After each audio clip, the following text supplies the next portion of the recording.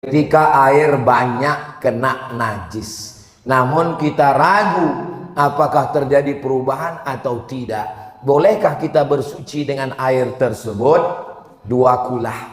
2 kulah itu sekarang berapa Pak Ustadz? 60 cm ke atas, 60 cm ke samping, 60 cm, 60. Jadi kalau ada ember di rumah kita kecil, jangan pakai berwudu. Mana tahu waktu mandi masuk sabun, masuk sampo. Begitu juga kalau ada bak di rumah yang kecil, balik dari sini panggil tukang supaya dinaikkan bak itu agak besar. Makanya orang tua-tua dulu kalau kita pergi ke rumah-rumah zaman dulu, itu baknya besar-besar, bisa berenang kita di dalam. Supaya apa? Karena waktu itu gunanya menampung air hujan dan supaya air tidak musnah. Kalau airnya sedikit, maka khawatir. Kalau kita ragu, da'ma yaribuka ila ma la yaribuka, tinggalkan sesuatu yang meragukanmu kepada sesuatu yang tak meragukanmu. Masuk saya ke toilet pom bensin, ada di situ bak cat, itu tak sampai 60. Maka bagaimana? Jangan dipakai untuk toharah bersuci. Jadi bagaimana? Pakai air kerannya. Kerannya tak hidup Pak Ustadz, nasib lah. Itu makanya sebelum itu hidupkan dulu keran itu hidup apa tidak. Standarnya adalah itu Pak Ustadz, kita ke laut, asinnya dia kenapa boleh dipakai? Laut pula kau ukur, mana 60 cm laut itu. Kapan seseorang pedagang online mengeluarkan zakatnya? Ibu punya sawah padi, maka dihitung 520 kilo bersih beras. Kalau pakai tanda hujan 10%.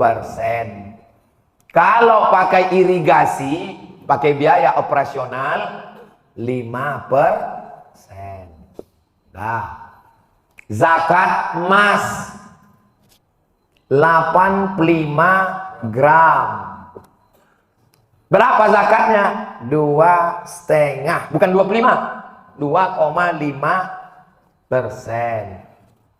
1 tahun dapat gaji terkumpul 100 juta. Berapakah zakatnya? Saya kalau bertanya tak usah dijawab, karena saya jawab sendiri itu. Karena kalau nunggu jawaban jamaah sakit hati kita. Pikir itu pelita hati, lama berpikir kita sakit hati. Zakatnya 2,5 juta, 2,5 juta. Kalau dapat setahun ini 1 miliar, 1 M, berarti zakatnya 25 juta. Nah, yang ditanyanya tadi dagang. Untuk bisnis punya rumus khusus. Rumusnya 3 kurang 2. 3 itu apa?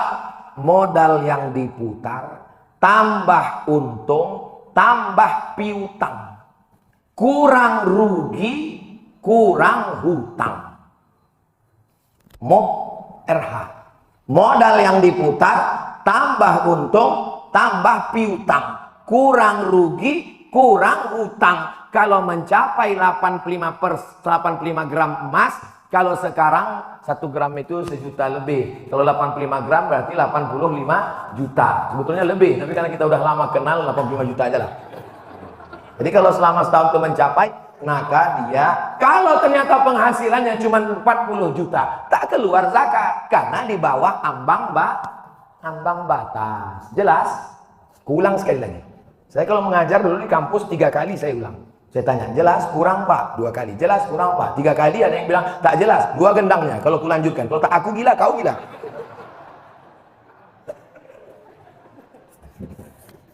Itu namanya jurus 2 kurang 3 kurang 2. Masalah jual belinya offline atau online tak ada urusan, karena yang menjadi standarnya adalah modal yang diputar tambah untung tambah piutang kurang rugi kurang hutang. Tapi hutang di sini hutang yang terkait dengan bisnis itu. Jangan hutang mobil, hutang rumah dimasukkan juga. Kau kenapa tak bayar zakat? Aku masih hutang lagi semua Pak Ustaz. Rumah ini hutang, mobil ini hutang. Di rumahku itu semua hutang, kompor hutang, ceret hutang, lantang hutang. Bini gugur hutang Pak Ustaz. Hancur kali lah itu. Jelas? Kok ada orang bilang ceramah Ustaz Somad itu tak jelas, kepala dia tak jelas. Bagaimana cara meyakinkan diri bahwa kita diterima Allah, supaya kita terus termotivasi untuk rajin beribadah? Saya ini kan berceramah tiap hari. Siapa lah yang menceramahi saya? Pergi saya ke masjid, pakai topi, pakai masker, kacamata hitam. Maksudnya mau mendengar ceramah Ramadan ini. Saya kosongkan malam, pergi saya di sudut-sudut belakang. Malam ini yang akan menyampaikan kultum tarawih adalah Al-Mukarram Ustaz Somad, karena nampaknya dia ada di tengah kita. Ketahuan juga. Tak bisa.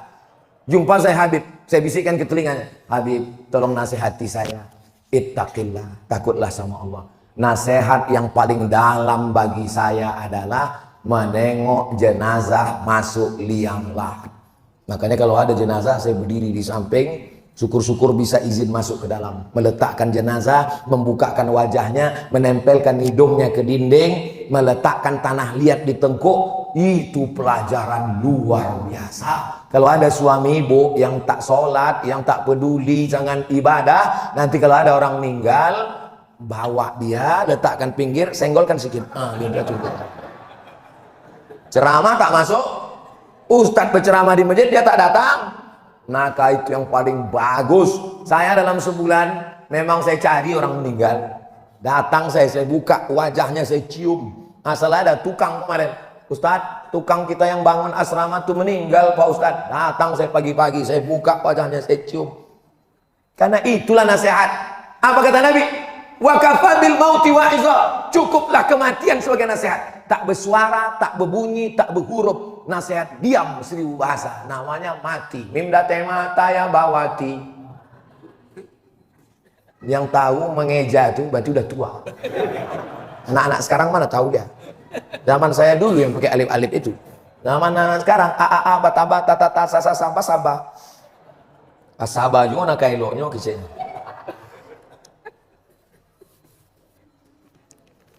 Izin bertanya Pak Ustadz, jika seseorang berinfak ke masjid, setelah masjid tersebut dirobohkan, tak digunakan lagi, apakah pahala orang tersebut masih terus mengalir?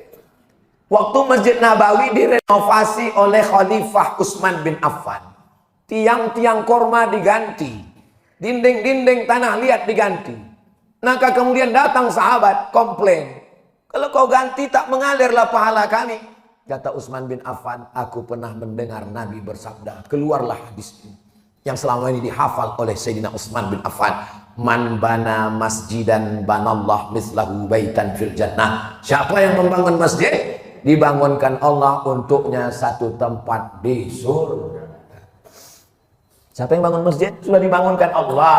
Tapi bagi pengurus masjid dan panitia pembangunan, batu kerikil, batu bata, kosen pintu ini semuanya wakaf. Wakaf tak boleh hilang. Jadi seandainya misalnya 50 tahun akan datang Masjid Ikhlas Yani tak muat lagi, lalu dibangun naik ke atas menjadi 10 lantai. Amin. Tak ada yang mustahil. Berapa banyak surau-surau yang kecil dulu jadi besar. Bagaimana posisi dinding-dindingnya ini? Maka dia mesti jadi pondasi, tak boleh dibawa kemana-mana. Tapi kan tak semua jadi pondasi Pak Ustadz. Ada itu kubah yang dijual. Kalau dia dijual, duitnya tetap balik ke masjid, bukan ke yang lain. Itu beda wakaf sama infak. Kalau infak habis. Kalau wakaf tak boleh habis. La yubahu tak boleh diperjualbelikan, wala yurasu tak boleh diwariskan, wala yuhabu tidak boleh dihibahkan, tidak boleh hilang. Maka tak ada wakaf lilin. Ustadz, saya wakaf lilin, tak bisa, karena lilin kalau dibakar habis. Jadi kalau ada orang kasih lilin apa itu? Itu namanya infak. Kalau sedekah Pak Ustadz, sedekah yang paling ringan.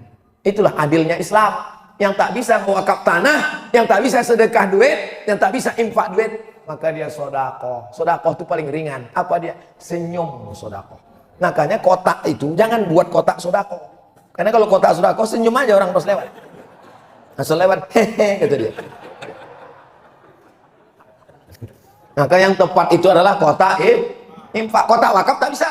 Karena wakaf itu mesti ada 4. Pertama yang berwakaf, yang kedua yang menerima wakaf, yang ketiga barang yang diwakafkan, Yang keempat mesti ada ijab dan qabul. Mana pernah kita ijab qabul sama kotak?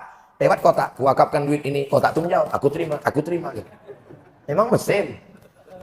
Jadi yang paling tepat itu adalah kotak infak. Walaupun kalau dia tulis kotak sodakoh, sudah termasuk juga infak di dalamnya. Sodakoh itu lebih umum.